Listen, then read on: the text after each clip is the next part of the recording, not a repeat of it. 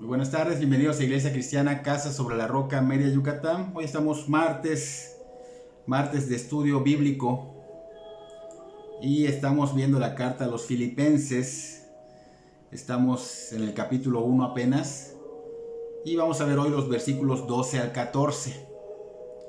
El tema que vamos a ver hoy se llama Las circunstancias no estorban la prioridad del Evangelio. Repito, las circunstancias no estorban la prioridad del Evangelio.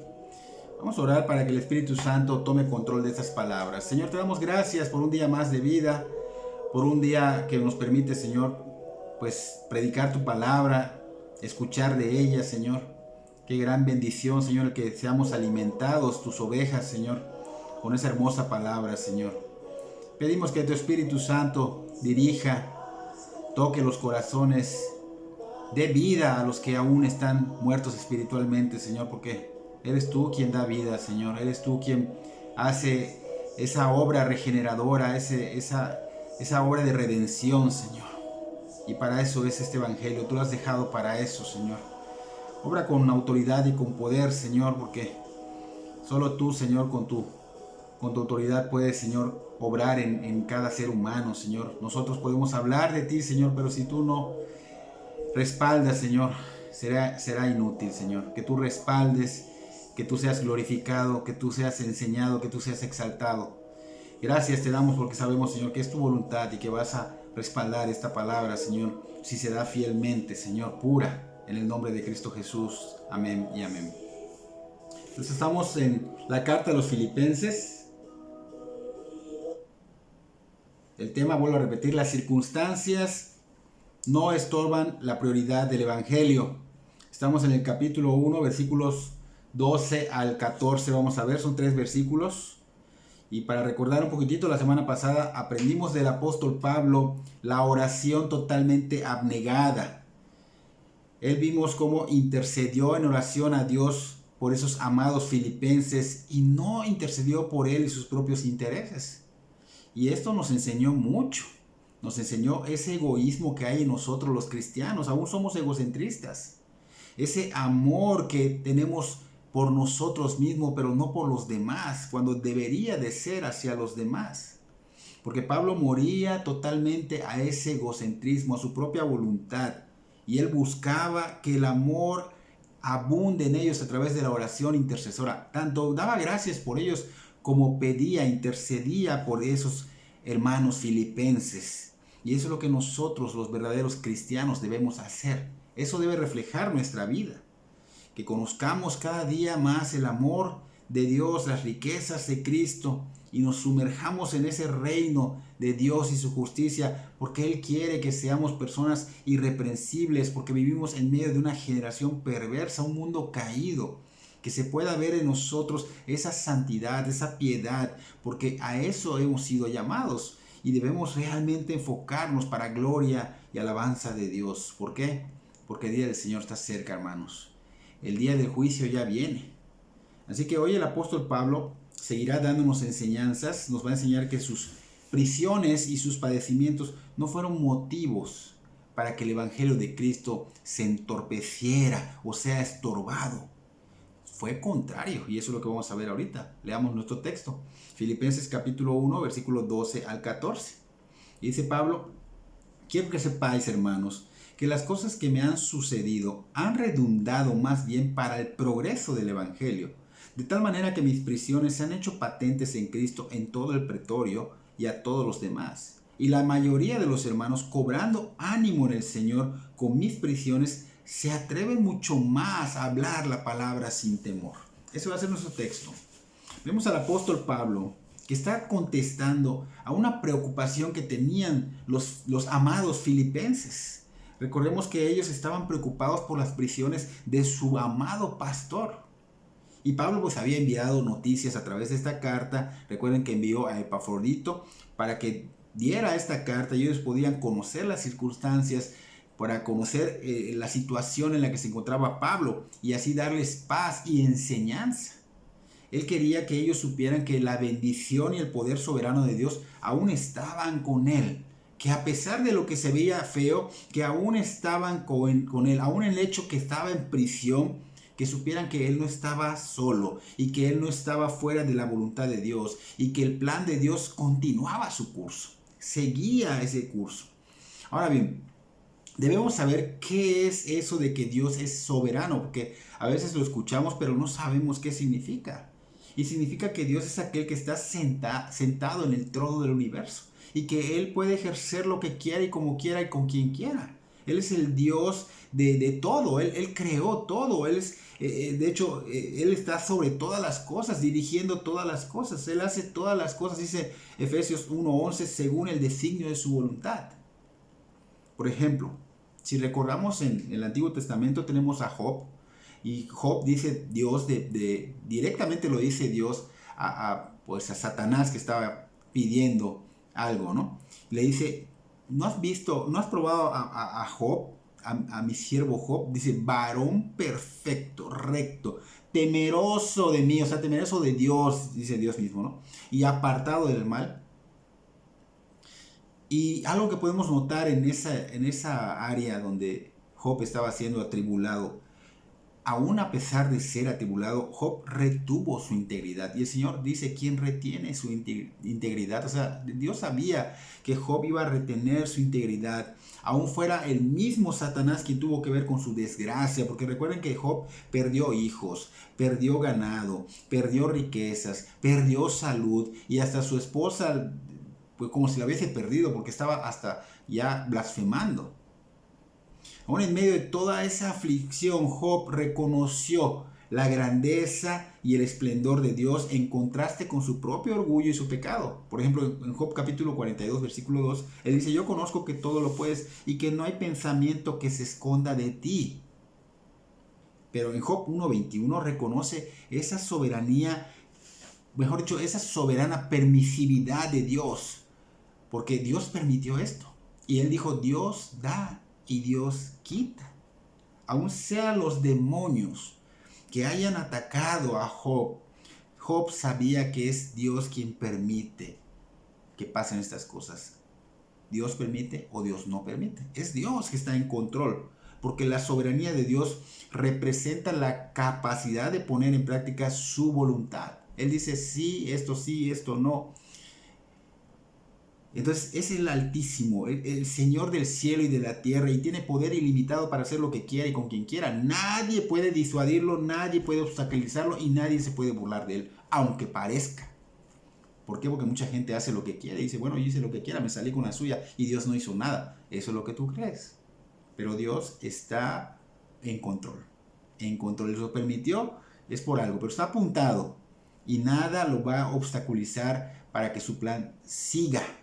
En Isaías capítulo 46, versículos 9 y 10, allá mismo dice, yo soy Dios y no hay otro Dios y nada es semejante a mí. ¿Qué digo? Mi consejo permanecerá y haré todo lo que quiero. En Daniel capítulo 4, versículo 34-35, vemos al rey de Babilonia, ya Nabucodonosor, donde él reconoce, dice, y alabo la soberanía del Altísimo, cuyo dominio es sempiterno, o sea, por toda la eternidad, y su reino por todas las edades, y él hace según su voluntad en el ejército del cielo y en los habitantes de la tierra, y no hay nadie ni quien detenga su mano, ni pueda detener su mano, y le diga qué hacer. Fíjese, este rey lo reconoció. Y estos amados filipenses conocían el soberano poder de Dios en sus vidas y en la vida de Pablo, porque ellos habían visto la obra en Filipos. Así que no era de sorprenderse que ellos estuvieran preguntándose, de hecho preocupados por Pablo y preguntándose por qué Dios había permitido esto en su vida. O sea, por qué Dios, si es soberano, porque es soberano, lo hemos visto, ¿por qué no hace algo como lo hizo cuando Pablo y Silas fueron aprisionados en Filipos y luego pues los sacó con ese terremoto? Porque si ves en Hechos capítulo 16, todo ese capítulo vemos que sucede esto. De hecho, en el versículo 20, allá empiezan a acusar a la gente, a Pablo y a Silas, de que ellos estaban enseñando algo ilícito, que estaban causando pues cosas malas entre la gente de allá al predicar el evangelio, ¿no? Dice ya que se agolpa el pueblo y que empieza a querer golpearlos y lo llevan ante los magistrados y les quitan la ropa y los azotan con vara y después los meten a la cárcel. En todo ese capítulo 16 está. Y no solo los meten en la cárcel, sino los meten en un calabozo y les aseguran los pies con cepos, o sea, con cosas como grilletes en los pies. Y ellos se pusieron a cantar, Pablo y Silas cantando, orando, cantaban himnos a Dios, los presos estaban escuchando. Entonces de pronto viene un terremoto, y obviamente se sacuden los cimientos de la cárcel, dice allá, y se abren puertas, se abren cadenas, todos se soltaron, y el carcelero, viendo que todo esto pasaba, saca su espada, porque pues él era responsable y lo iban a matar si se escapaban. Entonces se quiso matar. Pero Pablo clamó a gran voz allá diciendo: no te hagas ningún mal, todos estamos aquí, nadie se ha ido. Entonces vemos acá como realmente Dios permitió esta cárcel, este encerramiento, meter a Pablo y a Silas allá. ¿Para qué? Para que presentaran ese evangelio a este carcelero. Este carcelero fue salvo por el evangelio, y dice que el versículo 34 los llevó a su casa porque les presentó el evangelio a su familia y todos ellos creyeron. Entonces, este evento fue algo asombroso y fue un ejemplo del poder soberano de Dios. Y obviamente estos filipenses decían: bueno, ¿cómo no pasa esto en Roma? ¿Cómo no pasa de esta misma manera? O sea, vemos que aquí Dios, en Filipos, el poder de Dios, el cuidado de Dios, y pues se preguntan estos: ¿en dónde está el poder soberano de Dios? En esas prisiones en Roma, donde está su amado pastor. Porque si en Filipos no hubo, o sea, sí los metieron a la cárcel, presentaron el evangelio y fueron liberados para seguir presentando el evangelio, ¿cómo no fue de esta misma manera? Ellos pensaron que Dios actuaría de esa misma manera en las prisiones de Roma. O sea, y sí, así fue, pero obviamente diferente, ¿no? Porque tenemos que saber que Dios es sabio. Dios es sabio y Él sabrá cómo seguir su plan. Es su plan. Él sabrá cómo llevar esta obra, no nosotros. Nosotros no podemos decirle a Dios cómo hacer las cosas, porque comúnmente hacemos esto. Queremos que se haga todo a nuestra manera. Queremos decirle a Dios, aunque no se lo digamos directamente, pero con nuestras actitudes, con nuestra manera de ser y pensar, queremos decirle a Dios cómo hacer las cosas. No olvides que el Dios de la Biblia es soberano y está sentado en el trono y es un sabio Dios. Tu sabiduría ni siquiera llega a nada junto a Él. Y su plan tienes que saber que seguirá y nadie podrá detenerlo. Y su poder soberano fue demostrado también en esos tiempos duros de Pablo en Roma. Pero fue de diferente manera. Porque si pedimos entendimiento a Dios, aún en las prisiones de Roma, Pablo fue usado grandemente por el Señor. Y fue algo extraordinario porque hubo un progreso aún mayor en el Evangelio. Aún mayor, porque durante ese lapso de tiempo el apóstol Pablo, recuerda que fue inspirado por él estaba escribiendo desde ahí a los filipenses, así que Pablo fue inspirado por el Espíritu Santo para escribir esas cartas, no solo a los filipenses, también a los efesios, también a los colosenses, también a Filemón. Así que aprendamos que podrían venir a nuestras vidas circunstancias que tal vez digamos: bueno, está tan feo esto que estamos pasando que no nos permite el avance del reino de Dios, que no nos permite conocer más de Dios, reunirnos, llevar el evangelio según nuestra perspectiva carnal, como estaban viendo los filipenses en ese momento. Pero recuerda siempre lo siguiente, hermanos, esto es para los que ya son de Cristo. No se les olvide que Dios es soberano sobre todo, porque Él está en el trono y que es su reino y que es su plan y que nada ni nadie podrá frustrar jamás su plan. Dios no frustró en vano la libertad de Pablo en esas prisiones en Roma. El Señor nunca desperdicia nuestro tiempo, pero nosotros lo podemos desperdiciar. ¿De qué manera? Al no confiar en Él ante las adversidades, al no sentir que Él ha puesto un propósito en nuestras vidas. Aún hayan adversidades, aún vengan padecimientos, aún vengan enfermedades. Él ha puesto algo en nosotros que debemos cumplir. Así que aún vengan obstáculos o gigantescas oposiciones, a lo que sea que venga, el Señor es Dios y es más grande que todo. Y su plan va a seguir sin ser detenido. Porque es su voluntad la que está en juego y Él no permitirá que sea detenida. Así que nadie ni nada podrá ¿Por qué? Porque vemos que es el soberano Dios sobre el universo visible e invisible. Por eso Pablo le decía a los filipenses en su carta, quiero que sepan, amados hermanos, que todo esto que ha sucedido, mis prisiones, ¿no?, ha beneficiado al evangelio. No solo para escribir las cartas, también he podido dar testimonio en este lugar de Cristo. Y la gente de aquí y también los hermanos que ya eran en Cristo, al ver que estoy preso, la gran mayoría de ellos se ha animado a anunciar el mensaje de Cristo sin miedo y con más confianza en el Señor. Pablo les escribía esto a los filipenses, porque esto que había pasado en la vida de Pablo impulsó a otros a llevar calzado el apresto del evangelio a los lugares que no había llegado. Así se veía mal la vida de Pablo en prisión, pero fue de gran bendición. Y eso es lo que sucede en nuestras vidas, hermanos. En ocasiones parecen que vienen cosas malas a nuestras vidas que resultan luego buenas. ¿Por qué? Porque Dios le da un giro. Siempre y cuando estemos en su voluntad, Dios le va a dar un giro, como dice Romanos 8:28. Y sabemos que a los que aman a Dios, todas las cosas les ayudan a bien. Esto es, a los que conforme a su propósito son llamados. O sea, Pablo estaba en el centro de la voluntad de Dios. Así que todo lo que viniera a Pablo, sea bueno o sea malo, era para un bien. Y Pablo lo sabía.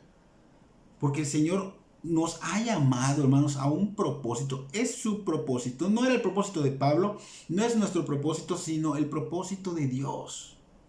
Y en este caso, pues, lo que estaba pasando en la vida de Pablo era malo. Era malo, obviamente, estaba privado de su libertad. No había crimen que perseguir, no habían pruebas. Y obviamente estaba pasando situaciones fuertes, padecimientos en prisión. Era terrible, adverso e injusto, hermanos. ¿Y cuántas veces decimos, es injusto lo que nos pasa? Pero como Pablo debemos actuar, porque Pablo sabiamente sabía que el Señor estaba en control de ello. Y que lo único que tenía que hacer era humillarse bajo la poderosa mano del Señor, y que nada escapa de su control, y que tampoco nos deja solos, porque Pablo no estaba solo. Él se estaba fortaleciendo en el Señor. Él se estaba llenando de la gracia de Cristo. Como cuando José el soñador dijo en Génesis 45, versículo 5, que en todo lo que sus hermanos le hicieron y lo que él había padecido, Dios siempre estuvo con él por una poderosa razón, hermanos. Su plan divino. Su plan divino. Dios iba a preservar a su pueblo y usó a José para preservar vidas, porque había venía un hambre. Entonces preparó todo eso, Dios permitió cosas y preparó todo esto para preservar a su pueblo. Así lo hace Dios con nosotros. Y así estuvo en la vida de Pablo, en prisión, en padecimientos, pero el evangelio corría aún más y más. Es más, corrió más rápido que aún si Pablo hubiera estado libre, porque fue el plan de Dios. Pablo en prisión estaba en sintonía con el Espíritu Santo, por eso hubo un progreso del evangelio tremendo. Entonces no vemos aquí a Pablo que estaba mencionando algo sobre su caso, o sea, si se iba a solucionar o no, porque a él no le interesaba tanto, no le importaba tanto esto. Sí, obviamente sentía en su carne que la libertad, pero él estaba más, su enfoque nublaba su caso. Él estaba enfocado en el evangelio, él estaba dando prioridad al evangelio, prioridad a Cristo, a sus intereses de Cristo. Y eso hizo que los filipenses comprendieran esto. Y Pablo asumía que ellos pues tampoco le tomarían ya tanto interés a su prisión. O sea, sí se preocuparían por él, pero se iba a nublar, porque iban a tener el mismo enfoque después de que ellos leyeran esta carta, porque conocían muy bien, por ejemplo, Pablo, sus prioridades y su pasión. Obviamente sabía que iban a tenerlas en ese mismo sentir, en común con los filipenses. Y esas prioridades y pasión, pues obviamente vemos que es Cristo, que es el progreso de su evangelio. Y fue verdad que el evangelio continuó avanzando. Las circunstancias alrededor de las prisiones de Pablo, su manera de conducirse, cómo sobrellevar esa situación en la que se encontraba, puso en claro delante de todos los que estaban observando la vida de Pablo que él no solamente era cualquier prisionero, sino que era el emisario del Señor Jesucristo. Él fue el fiel siervo de Jesucristo, testigo fiel que condujo a la conversión de muchos. Incluso dice allá que del petróleo. Allá el petróleo muchos se convirtieron, y ese petróleo significa que es el lugar donde vivía el procurador, sirvientes y soldados. Muchos se convirtieron. Y esto nos da una tremenda lección a nosotros, hermanos, porque fíjense bien, estamos en medio de un azote mundial. Un azote mundial con una pandemia llamada COVID. Y este COVID está matando, y la gente está viendo muertes y muertes, tanto de conocidos como de familiares y de personas pues, que son compañeros de trabajo. Y ve huracanes, y ve que la maldad se intensifica, y vemos aberraciones que están entrando como leyes, y así como ven todo esto, así se quedan. No son capaces de buscar de Dios, no son capaces de asistir a las iglesias, no son capaces de escuchar el evangelio, rechazan el evangelio de Cristo. Y tristemente no solo ellos, a muchos cristianos, la gran mayoría de los cristianos no se preocupan por ir a congregarse, que por el COVID, pero sí se van a fiestas, sí se van a la playa, sí se van a trabajar, sí se van, cuando es más importante el evangelio. Y solo nos reunimos ahorita una vez a la semana. Es muy triste. No se preocupan, no oran, ni se ocupan de expandir el evangelio de Cristo. No oran para que esa palabra que se va a predicar en sus congregaciones obre con poder y autoridad de Dios.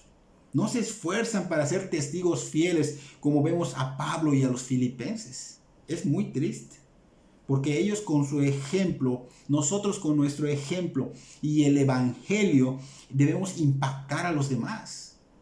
Y obviamente ellos puedan ver a través de nuestras vidas que hay un Dios. Hay un Dios que salva de la muerte. Hay un Dios que es justo juez y que extiende misericordia, pero que no tomará por inocente al culpable. Ellos, los que no conocen a Cristo, deben ver eso en nosotros. Pablo pues lo mostraba desde prisiones. No tenía la libertad que tenemos. Pablo desde prisiones compartía el evangelio de Cristo y enseñaba todo el consejo de Dios, y fue increíble el poder soberano de Dios que impactó a otros a convertirse a Cristo, y no solo a ellos, impactó de nuevo a muchos cristianos, mostrando en Pablo su prioridad, su pasión. Y esos cristianos que vieron esto obviamente fueron motivados a que lleven ese evangelio, ese apresto del evangelio calzado, para que predicaran sin temor. Y déjame decirte que si Pablo no hubiera estado prisionero, nada lo hubiese detenido para seguir predicando el evangelio. Pero aún así lo hizo. Fue Dios quien hizo que suceda esto, y aún así Dios sabía que Pablo iba a seguir predicando y siendo testimonio, y obviamente el Espíritu Santo iba a obrar de gran manera, una manera gloriosa. Pero eso nos lleva a preguntarnos a nosotros, hermanos, nosotros los cristianos del siglo XXI, ¿qué estamos haciendo con todas estas enseñanzas? ¿Solo las dejamos guardadas en el baúl de los recuerdos, o lo estamos tomando para vivirlo como ejemplo de vivencias? Porque Pablo ministró efectivamente y trajo gloria a Dios en circunstancias terribles como la prisión, padecimientos. Se podía decir que era imposible que el evangelio fluyera, pero Dios da la gracia para que fluya, y Pablo tomó la gracia. Pero nosotros, hermanos, los cristianos de hoy día, ¿qué estamos haciendo? A nosotros nos corresponde como cristianos tomar esa gracia, abrazarla y esforzarnos a ser fieles ministros del Señor. Pablo no necesitaba que todo estuviera bien para cumplir con el encargo, que era la gran comisión. Pablo no necesitaba que fuera fácil para que lleve fruto, para que dé una vida fructífera. Pablo dijo claramente: cobrando ánimo en el Señor con mis prisiones. Se esforzó, él recibió, abrazó la gracia y dice: cobrando ánimo, a pesar de estar en esta prisión. Las prisiones de Pablo estaban allá proveyéndole fortaleza en Cristo, gracia, paz. Y esta paz y esta fortaleza, pues obviamente lo llevó a dar un testimonio, de poner prioridades y pasiones. Y obviamente al verlo los cristianos de afuera, pues proveyó en ellos fuerza, denuedo, impulso, pasión para ejercer correctamente el ministerio al cual todo cristiano es llamado.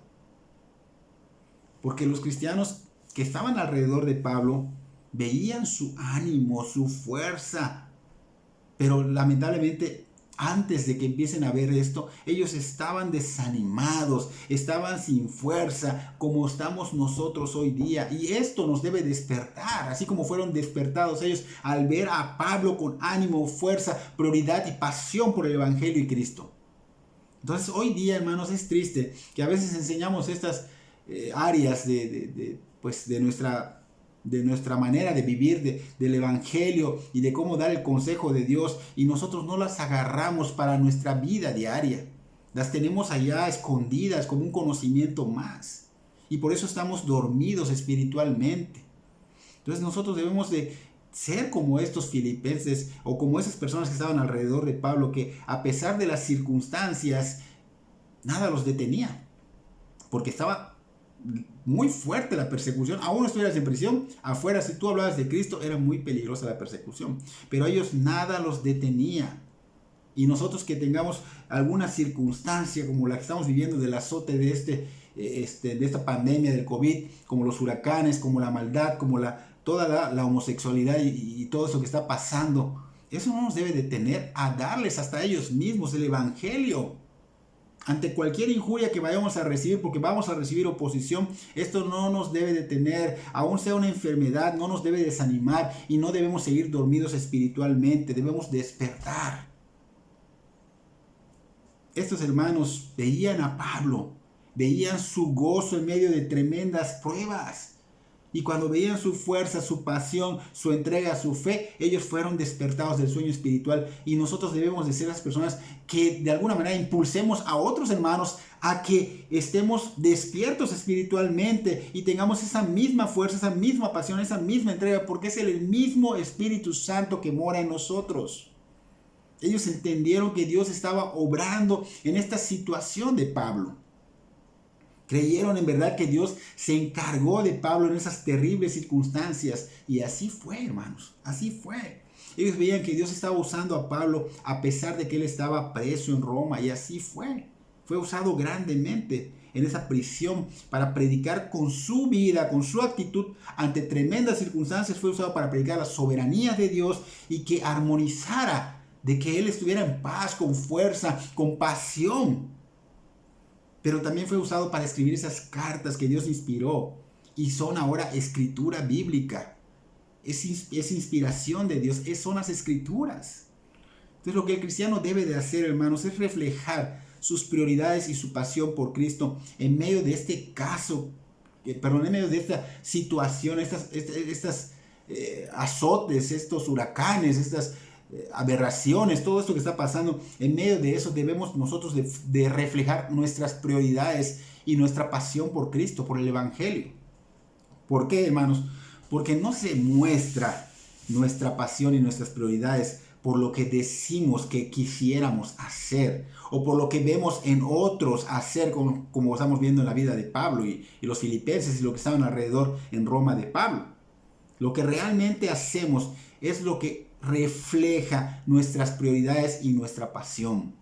Lo importante no es lo que el cristiano diga que es su prioridad o diga que es su pasión en su vida, sino lo que hace en su diario vivir. Eso es lo que demuestra que es más importante y prioritario en su corazón.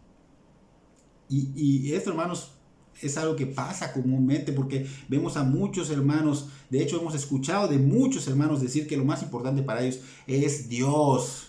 Que Dios es lo más, sobre todo, lo más importante, que Dios conoce su corazón. Sin embargo, lo más importante para estas personas que están hablando, pues muestra otra realidad. Con sus vidas muestran otra realidad. La realidad de sus palabras no es lo que ellos hacen en su diario vivir. Manifiesta tu prioridad, manifiesta tu pasión.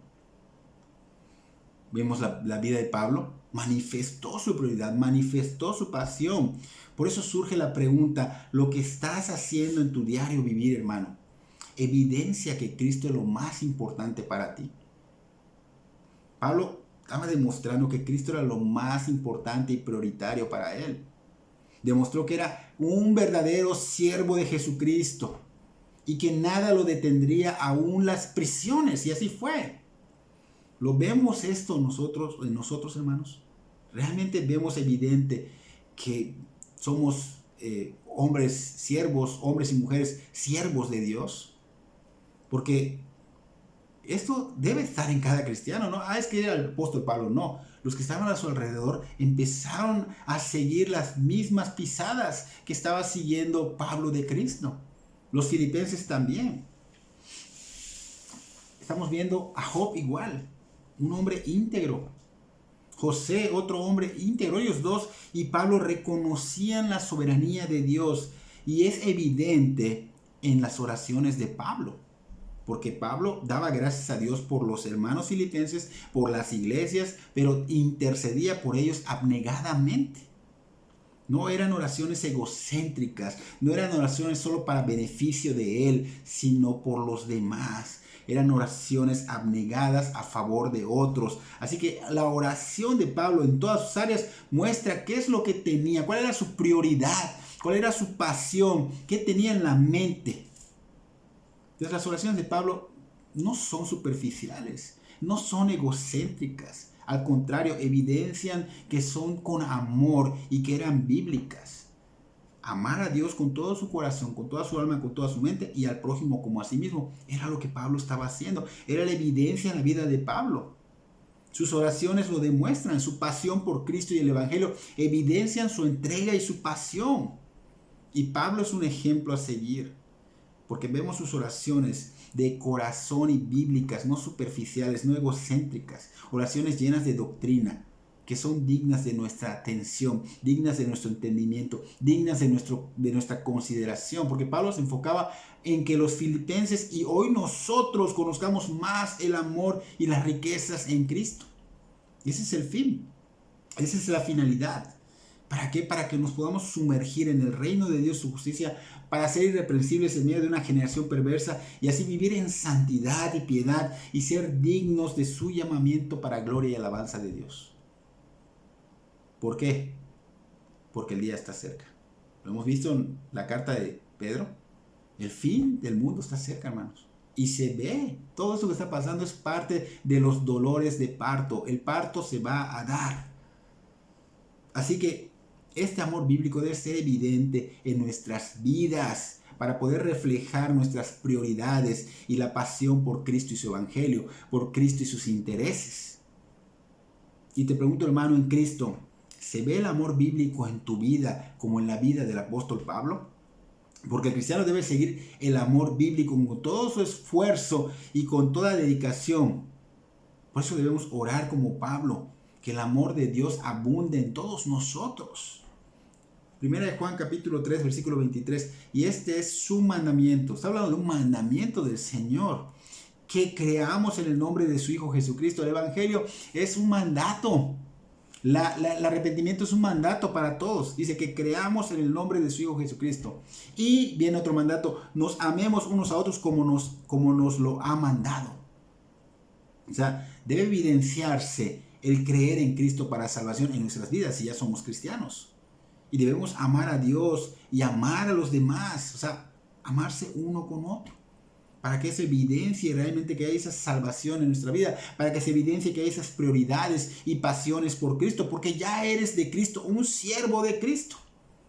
Porque Dios no concibe que los que ya son sus hijos sean personas egocéntricas, que están acostumbrados a ser egoístas, a resolver sus propios problemas, a ver por sus propios intereses. No.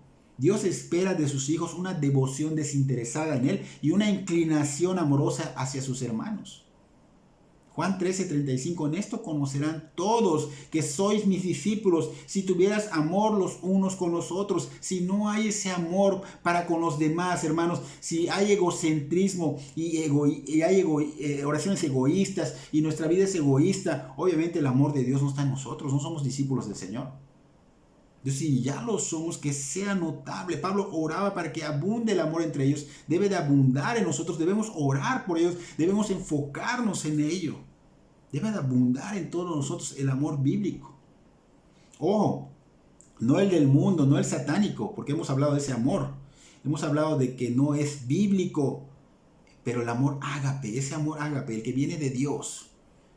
Y 1 Corintios 13, 4 al 7 nos hablan de ese amor ágape. Dice, el amor es sufrido, Así es ese amor. Es sufrido, es benigno. El amor no tiene envidia, el amor no es jactancioso, no se envanece, no hace nada indebido, no busca lo suyo, no se irrita, no guarda rencor, no se goza de la injusticia, mas se goza de la verdad. Todo lo sufre, todo lo cree, todo lo espera, todo lo soporta. Este es el amor bíblico, hermanos. Este amor bíblico debe estar en nosotros. Es el amor que viene de Cristo. Dice Pablo que este amor se opone a la inmundicia porque no se goza de la injusticia, no se goza de las cosas malas, las cosas que desagradan a Dios. Y en el versículo 13 de 1 de Corintios, siempre 13, versículo 13, capítulo 13, versículo 13, dice, y ahora permanecen la fe, la esperanza y el amor, estos tres, pero el mayor de ellos es el amor. El mayor de ellos es el amor.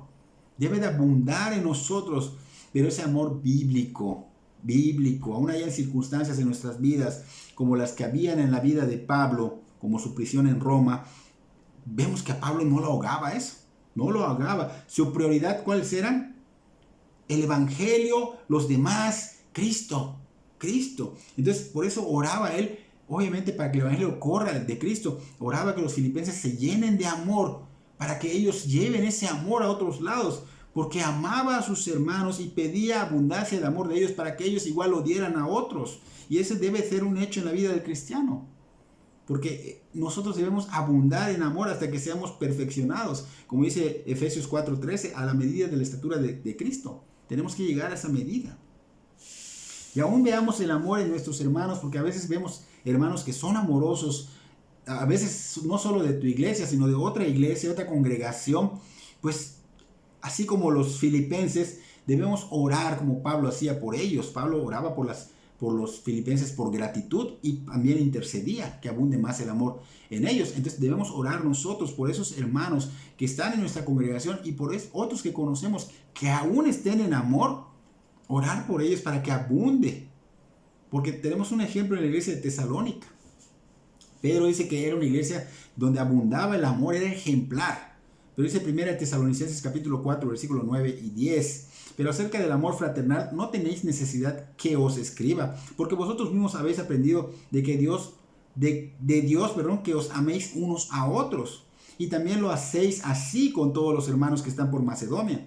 Pero os rogamos, hermanos, que abundéis en ello más y más.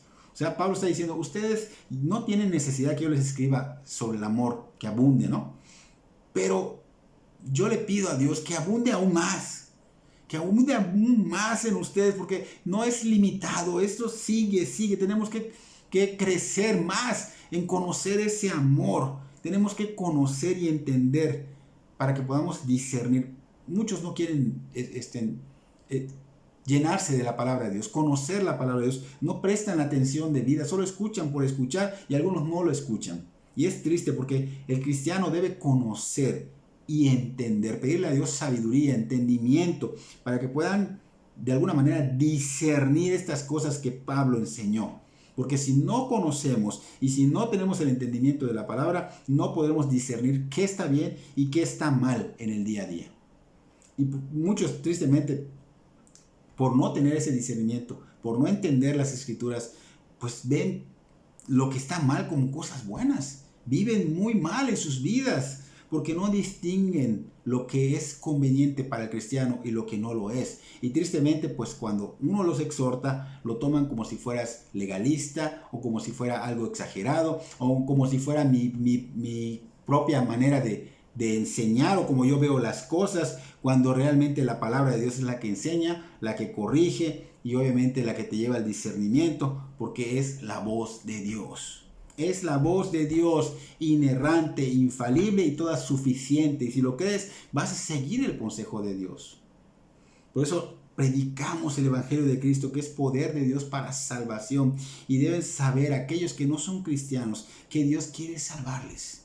Dios quiere salvarles, pero tristemente ustedes no se están dejando. Así que no le echen la culpa a Dios de las muchas cosas que vienen a sus propias vidas, porque han tomado decisiones negligentes, direcciones que llevan a la perdición. La palabra dice que hay caminos que al hombre le parecen perfectos, pero su fin es perdición. Han tomado estos caminos que parecen bien para ustedes, pero llevan a la perdición, sin Cristo, muerte eterna, infierno. Y Dios no es quien impide que vengas a sus pies.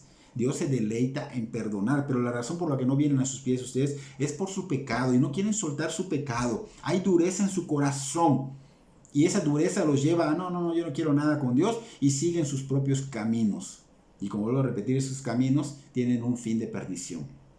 Pero déjame decirte que hay una buena noticia. Cristo tiene poder para vencer esa obstinación que está en ti, esa obstinación que está en el pecador, para que no sigas esos caminos que llevan a la perdición. Y ese poder de Cristo está en la obra que es hecha a través de la predicación del Evangelio de Cristo. Cuando el Evangelio se te es predicado, tiene ese poder de vencer la obstinación. Si tú dispones tu corazón, dispones tu tiempo y clamas, ruegas. Por eso nosotros predicamos constantemente, no nos cansamos de predicar el Evangelio puro.